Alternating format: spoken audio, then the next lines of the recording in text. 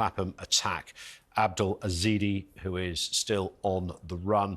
I can almost write what you're going to say on some of this, because I would share it wholeheartedly. But the headline here is, this is a man that shouldn't even be in the country, let alone carrying out these kind of horrendous attacks. We now know he applied twice for asylum. They failed, despite being a man with a criminal conviction for a sexual, a crime of a sexual nature. He was granted asylum. And I think most of us scratch our head on this and think, what the hell is going on with our asylum system? Well, yes. I mean, it is an unfortunate demonstration of how broken the asylum system is. I think he shouldn't have been in the country in three ways. In the first instance, he should never have been allowed to enter and remain into the country. In the second instance, he shouldn't have been eligible to claim for asylum. And in the third instance, for crimes committed during that process or after that process, anyone, I think, who has been granted asylum who then commits any kind of crime should automatically be sent away from the country. And we've got this incident where we knew the criminal record of this individual and the nature of his behaviour. But, of course, the problem is, with a lot of the people that are coming in without passports, without documentation, we have absolutely no idea whether they may have been criminals in the past. You may well ask why someone would want to throw their passport away and come by a small boat if they want to enter the country illegally and claim asylum, rather than through an airport.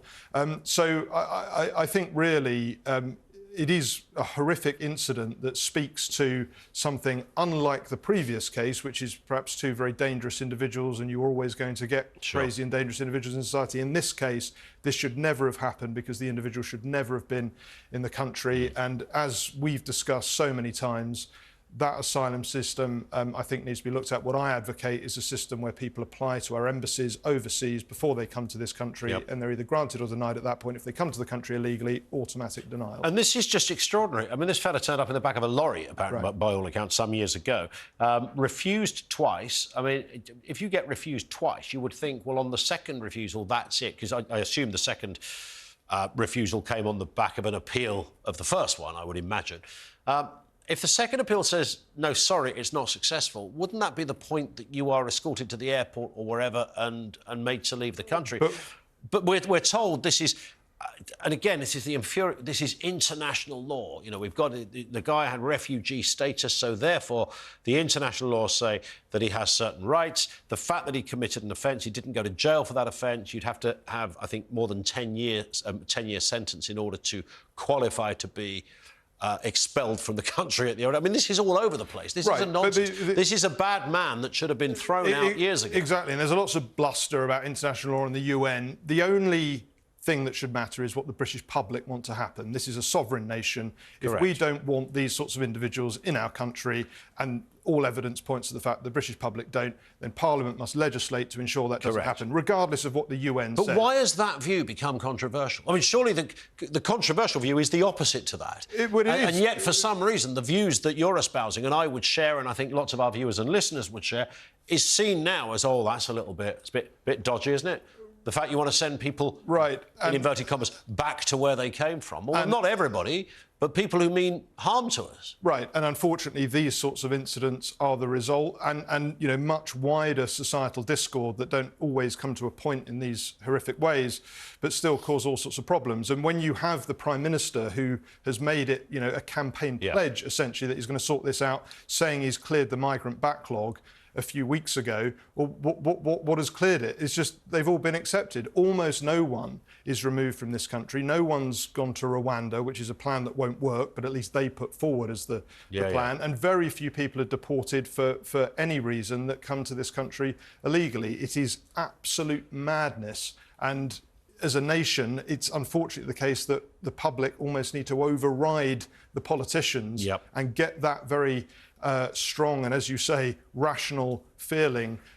Whether it's the Labour Party, whether it's the Conservative Party, they talk a good game at times, but nothing is ever done about this, and the public anger is palpable. And this bloke shouldn't be... you would imagine it wouldn't be too hard to... certainly if you saw him, you'd know it was him. He's got a horrific injury on the right-hand side of his face. The guy's been burnt, probably blinded by the attack that he had carried out. There was a bit in that police press conference. For a moment, when we spoke to our reporter, Victoria, at Scotland Yard, I thought maybe I'd missed something. But the the police officer talked about him boarding a train, and Victoria reported that as well. Boarded a train at Victoria heading south. Now, I don't know whether there's a reason for not telling us where south was. I'm hearing reports from other people that helicopters have been out over Kent. Yeah. I mean, that is how you would get to, on certain routes, you would go from Victoria down to Kent. It's a line to Bromley and areas such as that, but it also goes to many other places. I don't know whether there'd be a reason that... Because that's actually what the officer said. Well, he boarded a train at Victoria heading south, but didn't tell us any more. Yeah, it's difficult to say. The individual is clearly very dangerous, so I suppose there would be a problem if the public were looking for him or you know, moving ahead of the police in terms of an attempt to find this individual. I'm sure he will be found very quickly. Unfortunately, the damage has already been done, and so you know, this case will have to be dealt with as an individual case. My point is that I think it is absolutely emblematic of a wider problem, and these issues will keep occurring unless we wake up. But nobody's going to wake up, Ben, are they? I don't imagine. You know, I'm listening to Keir Starmer. You know, he's a friend of big business now. He's a friend of the environment. He's a friend of everything, apart from areas such as this. And I don't reckon we'll hear anything substantial. I'd like to hear Starmer stand up and say what you just said, but he's never going to do it.